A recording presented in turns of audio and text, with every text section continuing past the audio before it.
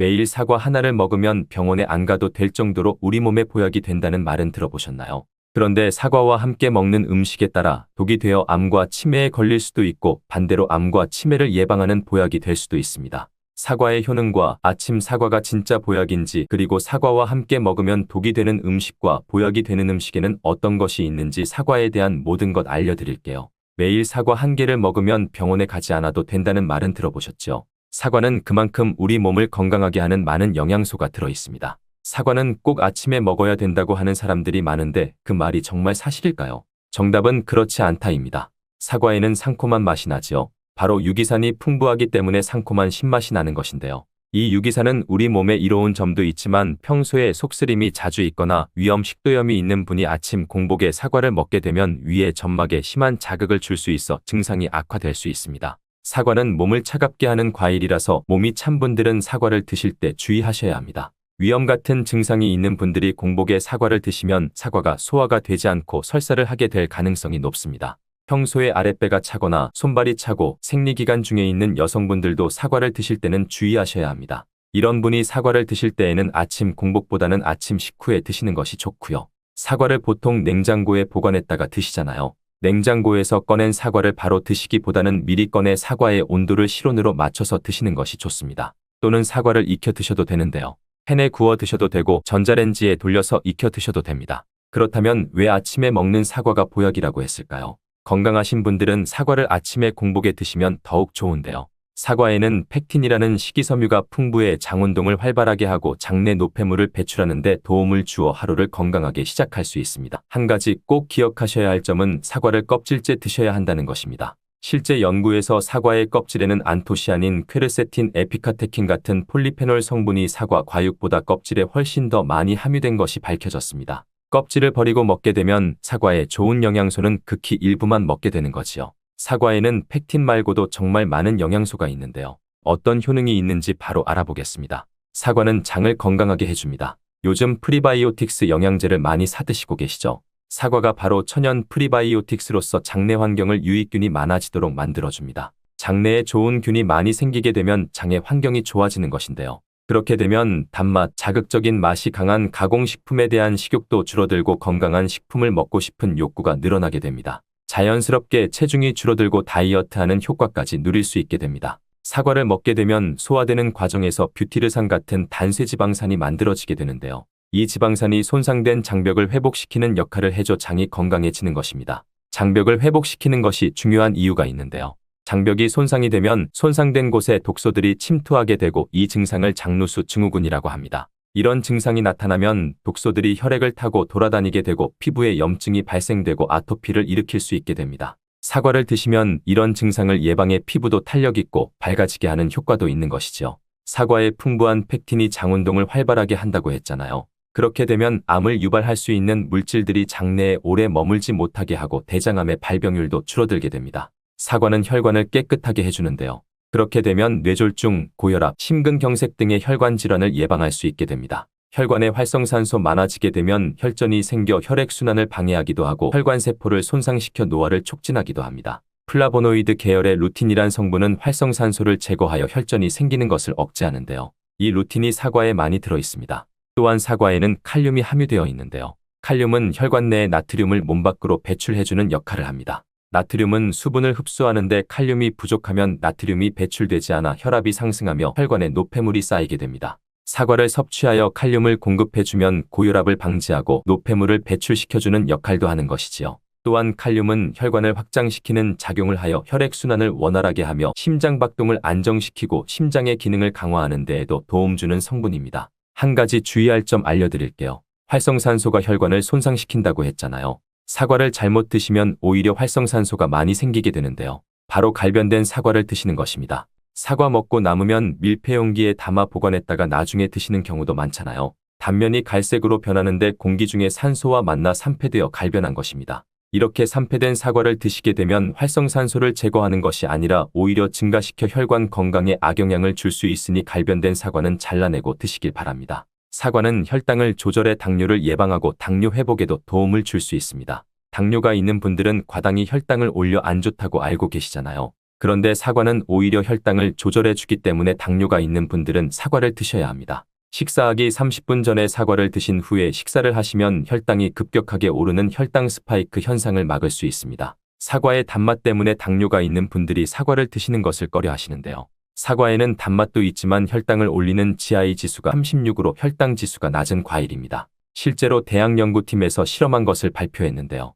건강한 사람을 대상으로 쌀밥만 먹은 경우와 쌀밥을 먹기 30분 전에 사과를 먹은 경우를 비교했을 때 쌀밥을 먹기 30분 전에 사과를 먹은 경우가 쌀밥만 먹었을 경우보다 혈당이 50% 정도 떨어지는 것이 확인되었습니다. 당뇨가 있는 분들도 이제 안심하시고 식사 후에 드시지 말고 반드시 식사 30분 전에 꼭 사과를 드시기 바랍니다. 한 가지 주의할 점은 사과를 갈아서 사과 주스로 드시게 되면 흡수가 빨라 혈당을 올릴 수 있으니 사과를 껍질째 씹어서 드시기 바랍니다.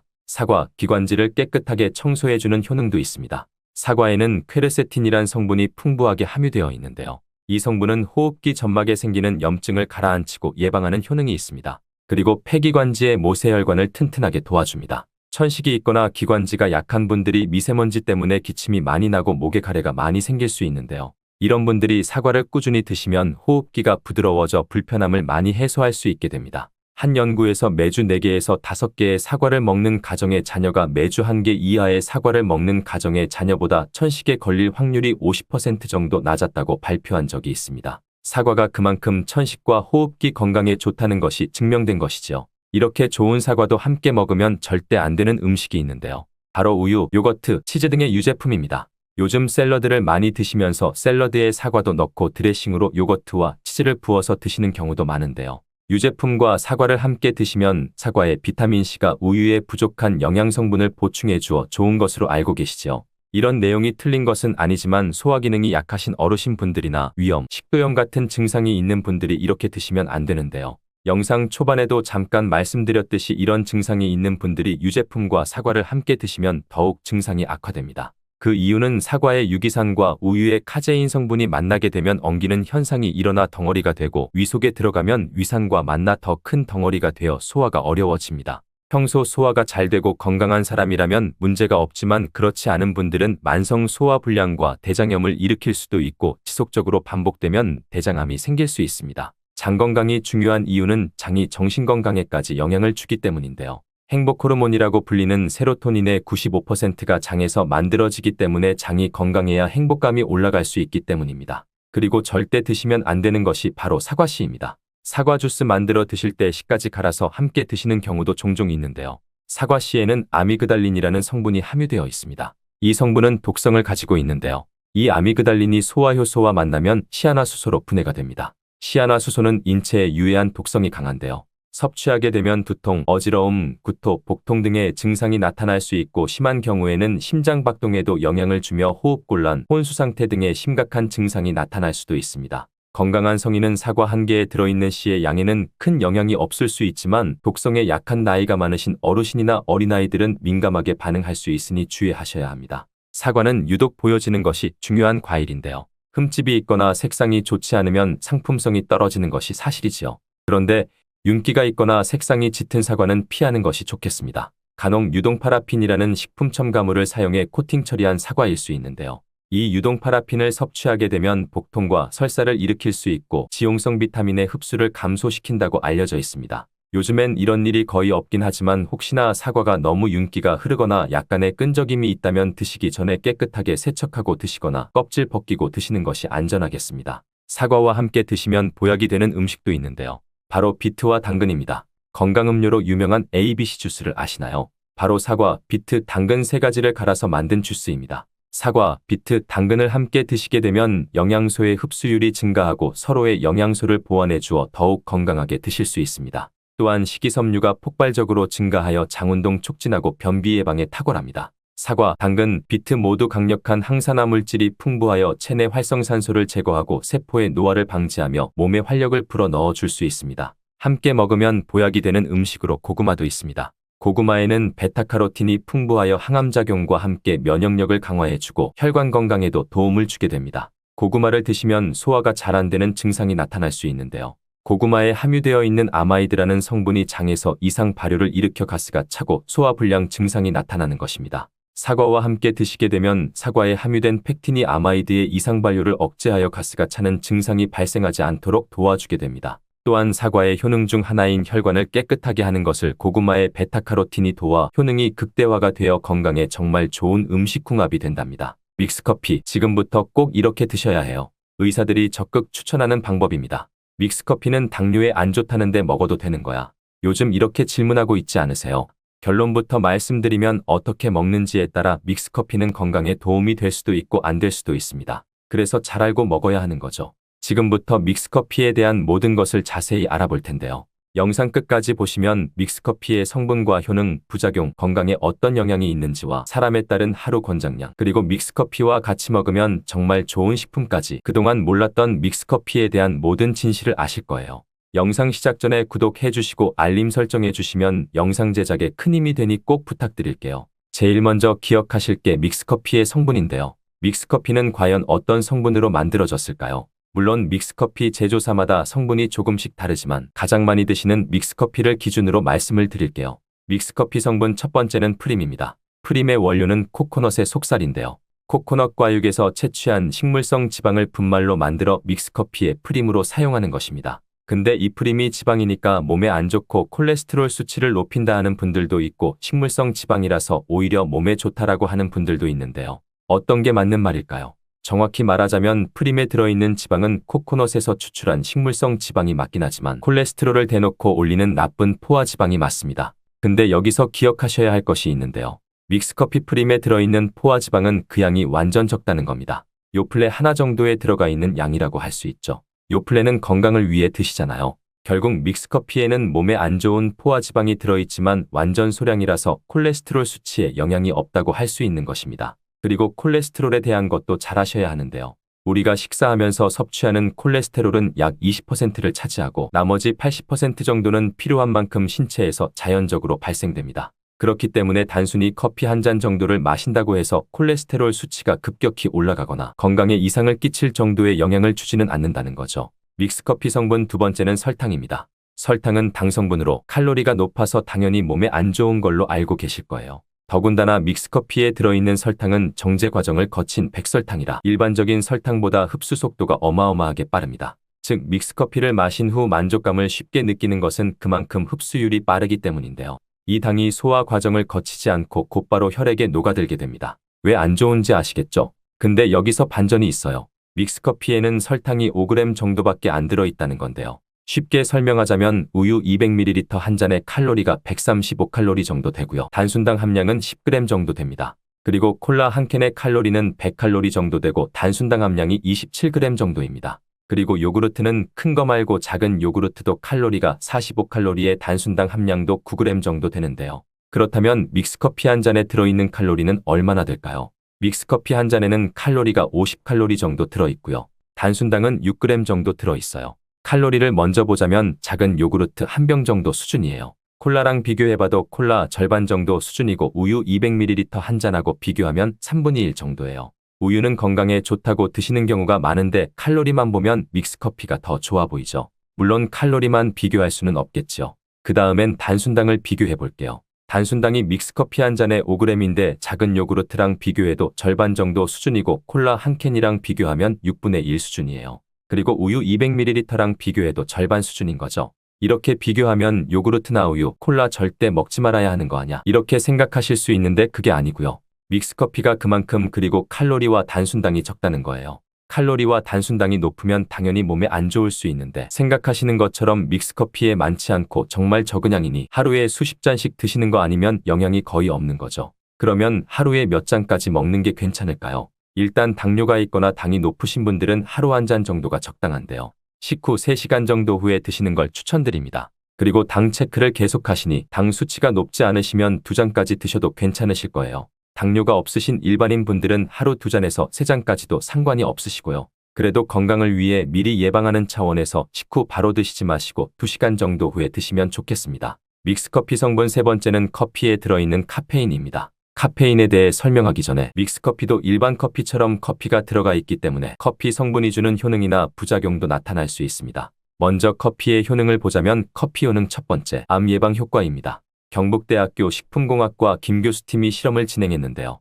쥐의 대장암 세포를 넣어 대장암을 만들어 간과 폐로 전이되는 것을 관찰했습니다. 이 과정에서 한 쥐는 카페인이 없는 커피를, 다른 쥐는 카페인을 주사했습니다. 그리고 또 다른 쥐에게는 커피의 다양한 성분 중 하나인 클로로겐산이라는 항산화제를 투여했습니다. 그 결과는 어떻게 되었을까요? 디카페인 커피, 클로로겐산 카페인을 투여한 C그룹에서 모두 전이가 똑같이 억제되었습니다. 커피에 포함되어 있는 항산화 물질이 암세포 발생을 억제함으로써 암 발생 예방에 도움을 줄 수 있다는 결과가 나온 것이죠. 커피 효능 두 번째는 기억력 회복 효과입니다. 서울대 품생명공학부 교수가 쥐의 인지 능력을 실험했는데요. 쥐를 물에 빠뜨린 뒤 안전한 장소에 도착하는 시간을 측정해봤더니 평균 10초 정도 걸렸습니다. 그 쥐들에게 기억력을 손상시킬 수 있는 물질들을 투입하고 같은 실험을 했을 때 안전한 장소를 발견하는데 최대 40초가 걸렸습니다. 이 쥐들을 두 그룹으로 나누어 한 그룹은 하루에 3잔의 커피를, 다른 그룹은 6잔의 커피를 주입했습니다. 그 결과 하루에 3잔의 커피를 준 쥐들은 20초로 빨라졌습니다. 그런데 하루에 6잔을 주입한 쥐들은 거의 정상으로 돌아왔고 평균 10초 정도 걸렸습니다. 이러한 결과에 따르면 커피가 기억력 회복에 확실히 도움이 되었다고 할 수 있겠습니다. 참고로 이 실험에서는 일반 카페인 커피와 디카페인 커피 두 종류를 같이 실험했는데 거의 똑같은 효과를 보였습니다. 결론은 커피에 카페인이 없어도 커피에 들어있는 클로로겐산 등 각종 항산화제 덕분에 기억력 회복 효과가 높아졌다는 것입니다. 정말 놀랍지 않나요? 나이가 들어가면 기억력이 안 좋아지고 인지능력 장애가 오면서 더 나아가서는 치매가 올 수도 있는데 커피의 성분이 이런 질병을 예방할 수 있다니 오늘부터 커피 꼭 드셔야겠죠.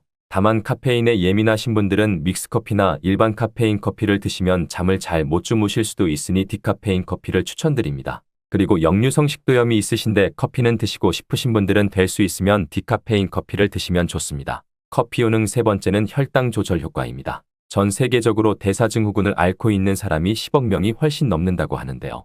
이처럼 많은 사람들이 모든 질병의 근원이라고 불리는 대사증후군을 가지고 있습니다. 최근의 연구들은 커피가 대사증후군의 발병 위험을 감소시킨다는 것을 보여주고 있는데요. 커피에 대한 매우 흥미로운 연구 논문을 소개하겠습니다. 이 연구는 하루에 5잔의 카페인을 마신 사람들과 카페인이 없는 커피를 마신 사람들을 비교했습니다. 카페인 커피를 마시는 사람과 카페인 없는 커피를 마시는 사람은 커피를 마시지 않는 사람에 비해 당 섭취 2시간 후 혈당이 13.1%나 크게 떨어졌습니다. 커피 효능 네 번째는 다이어트 효과입니다. 다이어트를 하는 사람들이 운동하기 전에 커피를 마시고 나서 운동을 한다면 카페인이 신진대사를 빠르게 함으로써 운동 효과를 증진시키기 때문에 체중 감량에 도움을 줄 수 있습니다. 뿐만 아니라 커피에는 카페인 성분이 포함되어 있는데요. 당연하게도 믹스커피에 포함된 커피에도 카페인이 포함되고요. 이런 카페인은 적절한 용량을 섭취한다면 신체적 피로해소와 소화기능 개선과 같은 효능을 누릴 수 있습니다. 오전에 커피 한 잔을 마시면 화장실에 가고 싶어지는 것도 커피의 카페인 성분이 장운동을 활발하게 해주는데 영향을 주기 때문입니다.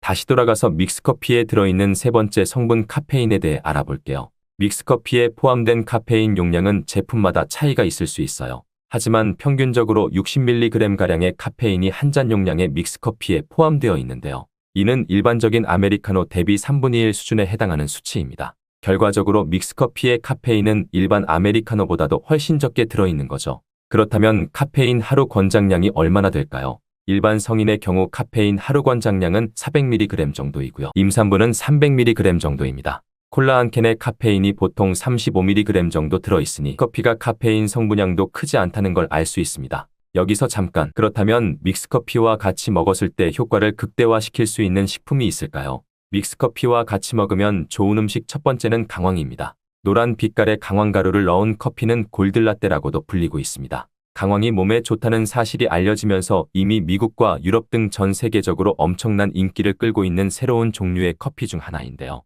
강황에 함유된 커큐민 성분에는 강력한 항암 효과를 지니고 있어 체내의 염증 유발 물질을 억제하며 암세포가 발생하고 증식되는 위험을 낮춰줍니다. 또한 우울증을 완화하는 데도 도움이 되며 기억력을 개선하고 치매를 예방하는 등의 다양한 효능을 지니고 있습니다. 강황커피는 커피 한 컵에 강황 1티스푼을 넣어 마시면 좋은데요. 여기에 효능을 더욱 높일 수 있는 방법이 있습니다. 바로 후추입니다.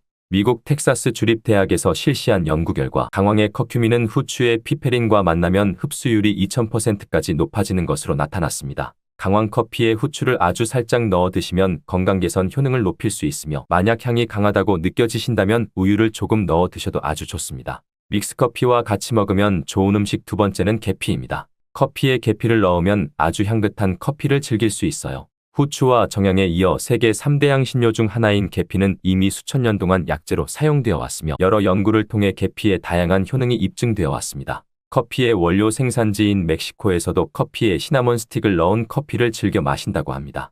그것뿐만 아니라 커피에 계피를 넣어 마시게 되면 체내 혈당과 콜레스테롤 수치를 조절해주고 추가로 혈관 질환을 예방해주며 각종 염증 분자를 차단해 염증에 관련된 질병의 발병률을 낮춰주는 데도 도움이 됩니다. 특히 요즘 같은 추운 날씨에 감기 증상을 완화하고 속을 따뜻하게 해주는 성질에 의해 혈액순환에도 아주 좋습니다. 드시는 방법은 커피 한 잔에 계피 2분의 1 티스푼을 넣어 섞어 마시는 것이 가장 좋습니다. 믹스커피와 같이 먹으면 좋은 음식 세 번째는 생강입니다. 강력한 항산화 성분을 가진 생강은 커피에 넣어 함께 곁들여 마시면 생강의 알싸한 맛이 부드러워지면서 향긋한 생강커피를 즐길 수 있습니다. 생강의 매운맛을 내는 쇼가올과 진저롤 성분이 혈중 콜레스테롤을 낮춰 동맥경화나 뇌경색 등을 예방하며 항염 항암 효과가 뛰어나 암을 유발하는 종양세포의 성장을 억제하는 등의 다양한 효능을 지니고 있습니다. 특히 기관지를 확장시키는 효과가 있어 기관지염이나 천식, 비염을 달고 사시는 분들은 자주 섭취하면 아주 좋습니다. 추가로 생강에는 디아스타아제라는 단백질 분해 효소가 있어 식후 커피에 생강을 넣어 마시면 장 운동을 촉진해 더부룩한 속을 해소하는 데도 도움을 얻을 수 있습니다. 드시는 방법은 커피 한 컵에 생강 1티스푼을 넣어 드시면 되고 생강의 맛이 걱정되신다면 처음에는 조금씩 넣고 서서히 맛을 익혀가는 것도 좋습니다. 계란과 무심코 먹은 이것 정말 최악이에요. 반드시 피해야 해요. 매일 아침 쉽고 편하게 접할 수 있는 계란 다들 좋아하시나요? 저는 계란이 맛있고 먹기도 편해서 자주 먹는데요. 하지만 무작정 많이 드시면 건강을 해칠 수 있습니다. 그래서 계란에 대한 잘 몰랐던 효능과 계란과 같이 먹으면 효과 300% 내는 음식 그리고 계란과 같이 먹으면 궁합이 최악인 음식까지 알아볼 텐데요. 영상을 끝까지 보시면 계란을 정말 건강하게 먹는 방법을 배울 수 있을 거예요.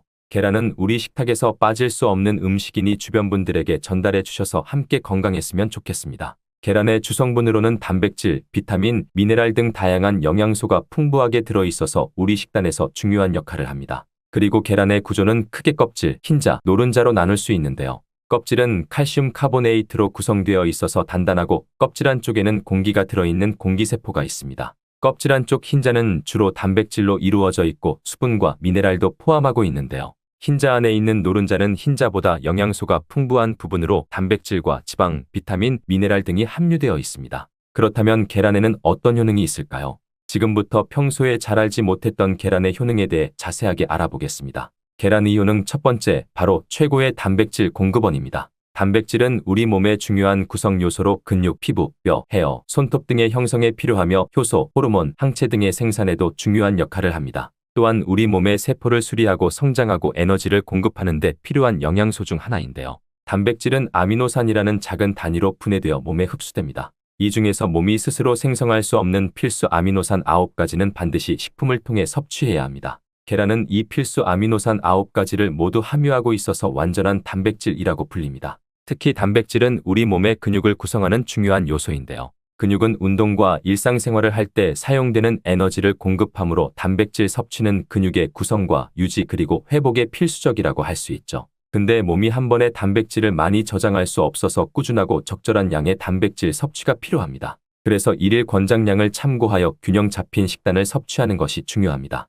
그렇다면 계란은 하루에 몇 개가 좋을까요? 계란의 일일 권장량은 개인의 신체 상태, 연령, 성별, 활동량 등에 따라 다르지만 일반적으로 성인의 경우 하루에 1개에서 2개를 권장하는 것이 일반적입니다. 단, 이는 균형 잡힌 식단 내에서의 권장량이며 계란 외에도 다양한 영양소를 섭취할 수 있는 다른 식품들도 함께 섭취해야 합니다. 또한 계란 노른자에는 콜레스테롤이 많이 함유되어 있는데요. 콜레스테롤 수치에 문제가 있는 사람이나 특정 질환을 가진 사람은 의사의 지시에 따라 섭취량을 조절해야 합니다. 계란의 효능 두 번째는 눈 건강에 좋다는 건데요. 계란의 노른자 부분에는 루테인과 제아잔틴이라는 2가지 중요한 항산화 성분이 풍부하게 들어 있습니다. 이것은 특히 노란색과 주황색의 채소에도 많이 들어있으며 우리 눈의 황반 부분에 존재하는 성분이죠. 루테인과 제아잔틴은 우리 눈을 자외선으로부터 보호하고 노화로 인한 황반 변성을 예방하는 데 도움이 됩니다. 여기서 황반 변성은 나이가 들면서 시력을 저하시키는 주요 원인 중 하나인데요. 이 2가지 성분은 청록색과 청색 빛을 흡수하여 눈의 망막을 보호하는 역할을 합니다. 또한 루테인과 제아잔틴은 강력한 항산화 성분으로 눈을 자유 라디칼로부터 보호합니다. 자유 라디칼은 환경적 요인 스트레스, 노화 등으로 발생하며 세포를 손상시키는 것을 말하는데요. 이런 손상이 눈에 일어나면 시력 저하를 일으킬 수 있습니다. 실제로 여러 연구에서 루테인과 제아잔틴의 섭취가 황반 변성의 위험을 줄이는 데 도움이 된다는 결과를 보여주었는데요. 그렇다고 해서 계란 몇 번 먹는 걸로 효과가 있는 것이 아니고 이러한 효과를 얻기 위해서는 꾸준한 섭취가 필요하며 단기간에 큰 변화를 기대하기는 어렵습니다. 계란의 효능 세 번째는 치매 예방에 좋다는 것입니다. 계란은 두뇌 건강에 좋은 영양소를 많이 함유하고 있는데요. 특히 콜린이라는 영양소가 두뇌 건강에 중요한 역할을 합니다. 콜린은 우리 몸에서 아세틸콜린이라는 신경전달 물질을 생성하는 데 필요한 영양소인데 아세틸콜린은 뇌에서 정보를 전달하는 데 중요하다는 거죠. 이러한 콜린의 부족은 기억력 저하와 학습 능력 감소를 일으킬 수 있는데요. 그런 콜린은 우리 몸의 DNA 합성에도 필요한 영양소로서 뇌세포의 정상적인 성장과 기능을 유지하는 데 중요합니다. 이렇게 좋은 콜린 성분이 계란 하나에는 약 100mg이 함유되어 있어 콜린의 주요한 식품 원료 중 하나입니다. 특히 임산부와 수유 중인 여성 그리고 성장기에 있는 어린이들은 뇌 발달에 필요한 콜린을 충분히 섭취해야 합니다. 연세가 있으신 분들은 당연히 이 콜린 성분을 꾸준히 섭취하는 게 치매를 예방하는 데 많은 도움이 되겠죠. 그러나 콜린만으로 두뇌 건강을 유지하는 것은 아니며 균형 잡힌 식단과 건강한 생활 습관이 함께 필요합니다. 계란의 효능 네 번째는 뼈 건강에 무척 좋습니다. 계란은 뼈 건강을 유지하는 데 도움이 되는 여러 가지 영양소를 함유하고 있는데요. 특히 비타민 D와 칼슘이 많이 들어 있습니다. 계란의 노른자 부분에는 비타민 D가 함유되어 있는데 이 비타민 D는 칼슘과 인의 흡수를 돕고 이들을 이용해 뼈를 건강하게 유지하는 데 필요합니다. 만약 비타민 D가 부족하면 뼈 약화와 함께 골다공증의 위험을 높일 수 있겠죠. 또한 계란 껍질에는 칼슘이 풍부하게 들어있는데요. 칼슘은 우리 뼈를 구성하는 데 필수적인 미네랄입니다. 또한 신경전달, 혈액응고, 근육수축 등의 몸의 다른 중요한 기능에도 중요한 역할을 하고 있죠. 그리고 계란에는 고품질의 단백질이 풍부하게 들어있는데요. 프로틴이라고 불리는 이 단백질은 뼈 조직을 구축하고 수리하는 데 필요하며 뼈의 강도를 유지하는 데도 도움을 줍니다. 계란의 효능 다섯 번째는 혈압 조절에 도움이 된다는 것입니다. 계란은 혈압 조절에 도움이 될 수 있는 성분들을 함유하고 있는데요. 특히 펩타이드가 그러한 역할을 합니다. 펩타이드가 뭐냐면 계란의 단백질이 소화 과정에서 분해되면 펩타이드라는 작은 단위로 변하는데요. 특히 계란의 펩타이드 중 일부는 혈압을 낮추는 효과가 있다는 연구 결과가 있습니다. 이 펩타이드들은 혈관을 확장시키는 효과를 가지며 이를 통해 혈압을 낮추는 역할을 하는 거죠. 또한 계란은 고단백 식품으로 단백질 섭취는 혈압 조절에 도움이 될 수 있습니다. 단백질은 혈압을 유지하는 데 필요한 신체의 여러 기능을 지원하는데 여기서 오해하고 계시는 부분은 계란에는 콜레스테롤이 많이 들어있지만 대부분의 사람들에게서는 계란에 있는 콜레스테롤 섭취가 혈압에 큰 영향을 미치지 않습니다. 실제로 콜레스테롤 섭취와 고혈압 사이의 관계는 아직 명확히 밝혀지지 않았습니다. 이렇게 효능이 좋은 계란도 어떤 것과 먹는지에 따라 효과가 엄청나게 많이 차이 나는데요. 지금부터 계란과 함께 먹으면 효과를 300% 극대화시키는 음식 3가지 알아보겠습니다. 계란과 함께 먹으면 좋은 음식 첫 번째는 토마토입니다. 아시다시피 토마토와 계란을 함께 먹는 것은 각각의 영양소 흡수를 극대화하는 효과가 있습니다. 그렇다면 토마토와 계란은 왜 같이 먹으면 효과가 극대화될까요? 토마토는 항산화 성분인 리코펜이 풍부하게 들어있는데요. 리코펜이라는 성분은 강력한 항산화 효과를 가지고 있어 세포를 손상시키는 자유라디칼로부터 우리 몸을 보호하는 데 도움이 되고 특히 리코펜은 심장질환과 특정 종류의 암 예방에 도움이 될 수 있습니다. 근데 여기서 중요한 게 이 리코펜은 지방과 함께 섭취되어야 체내에서 잘 흡수된다는 겁니다. 계란의 경우 노른자 부분에 건강에 좋은 지방이 들어있습니다. 이 지방은 리코펜의 흡수를 촉진하므로 토마토와 계란을 함께 섭취하면 리코펜의 효과를 극대화시킬 수 있는 거죠. 이것뿐만이 아니라 계란의 단백질과 토마토의 비타민C는 서로 상호작용하여 체내에서의 흡수를 높여주며 이로 인해 면역력 증진과 피부 건강에도 도움이 됩니다. 같이 안 먹을 이유가 없겠죠. 근데 요즘 토마토 중에서 스테비아 토마토라고 들어보셨나요? 이게 뭐냐면 토마토에 스테비아라는 식물의 천연원료를 첨가시켜서 맛이 정말 좋은 방울토마토인데요. 설탕보다 200배 이상 달지만 당은 흡수가 안 되어 당 걱정 없이 먹을 수 있는 스테비아를 첨가시킨 토마토랍니다. 일반인뿐 아니라 당지수가 높거나 당뇨가 있으신 분들도 걱정 없이 드실 수 있는 방울토마토입니다. 계란과 함께 먹으면 좋은 음식 두 번째는 시금치입니다. 시금치 좋아하시죠? 건강에 좋은 음식인 건 당연히 아실 거고요. 근데 계란과 같이 먹으면 계란의 비타민 B12와 시금치의 철분이 서로 상호작용하여 체내에서 더 잘 흡수되고요. 철분과 비타민 B12는 함께 작용하여 빈혈을 예방하고 적혈구생성을 돕는 역할을 합니다. 그리고 시금치에는 지용성 비타민인 비타민 A, K, E가 들어있습니다. 이러한 비타민들은 지방과 함께 섭취되어야 체내에서 잘 흡수되는데요. 계란의 노른자 부분에는 건강에 좋은 지방이 풍부하게 들어있어 이 지방이 토마토와 마찬가지로 시금치의 지용성 비타민 흡수를 돕습니다. 또한 계란은 고단백 식품이며 시금치는 식이섬유가 풍부합니다. 이 두 성분이 함께 섭취되면 포만감을 높여주고 소화 기능을 개선하는 데 도움이 됩니다. 계란과 함께 먹으면 좋은 음식 세 번째는 잣, 호두 같은 견과류입니다. 단백질과 건강한 지방의 조합이라고 생각하시면 되는데요. 잣과 호두 같은 견과류는 건강에 좋은 지방, 특히 오메가3 지방산이 풍부합니다. 또한 계란의 단백질은 근육 건강에 필수적이며 오메가3 지방산은 심장 건강에 좋습니다. 그렇다면 이 두 성분이 함께 섭취되면 어떨까요? 바로 체내의 신체 기능을 개선하고 심장 질환의 위험을 줄이는 데 도움이 되는 시너지 효과가 극대화되는 것이죠. 또한 견과류에는 비타민 E가 풍부하게 들어있는데 이 비타민은 강력한 항산화제로 세포를 자유 라디칼로부터 보호하는 데 중요한 역할을 합니다. 계란의 노른자 부분에는 비타민 E의 흡수를 돕는 지방이 들어있고요. 따라서 견과류의 건강한 지방과 식이섬유 그리고 계란의 단백질은 함께 섭취되었을 때 더욱 높은 포만감을 줄 수 있습니다. 이는 식사 후에 과식을 방지하고 체중 관리 특히 다이어트에도 도움이 많이 되는 거죠. 근데 여기서 꼭 알아야 하실 것이 있습니다. 이렇게 좋은 계란도 같이 먹으면 최악인 음식도 있다는 거죠. 평소에 무심코 같이 먹던 음식이니 꼭 확인하시는 게 좋을 거예요. 계란과 같이 먹으면 독이 되는 음식 첫 번째는 소금입니다.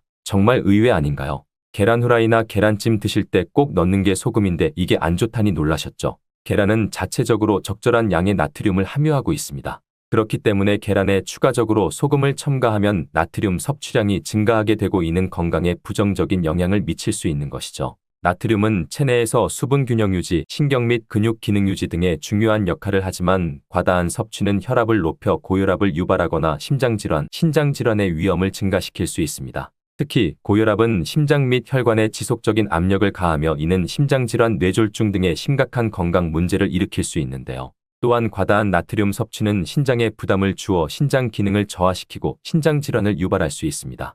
따라서 계란을 포함한 모든 음식을 섭취할 때는 나트륨 섭취량을 주의하시고 가능하면 소금은 적게 사용하거나 사용하지 않는 것이 좋습니다. 우리가 평소에 먹는 음식들에 은근히 나트륨 함량이 많이 있으니 계란 드실 때만이라도 소금을 넣지 말고 드시는 것을 추천드립니다. 계란과 같이 먹으면 독이 되는 음식 두 번째는 녹차나 홍차입니다. 녹차와 홍차에는 탄닌이라는 성분이 들어있는데요. 탄닌은 식품의 맛을 쓰게 만드는 성질이 있으며 단백질과 결합하여 몸이 단백질을 흡수하는 것을 방해할 수 있습니다. 계란은 단백질이 풍부한 식품이기 때문에 계란과 녹차나 홍차를 함께 섭취하면 단백질의 흡수가 방해될 수 있습니다. 또한 탄닌은 철분의 흡수를 방해하는 성질도 있습니다. 계란에는 철분이 들어있으므로 계란과 녹차나 홍차를 함께 섭취하면 철분의 흡수가 방해될 수 있습니다. 이는 특히 철분 섭취가 중요한 임산부나 빈혈이 있는 사람들에게는 더욱 주의해야 할 사항입니다.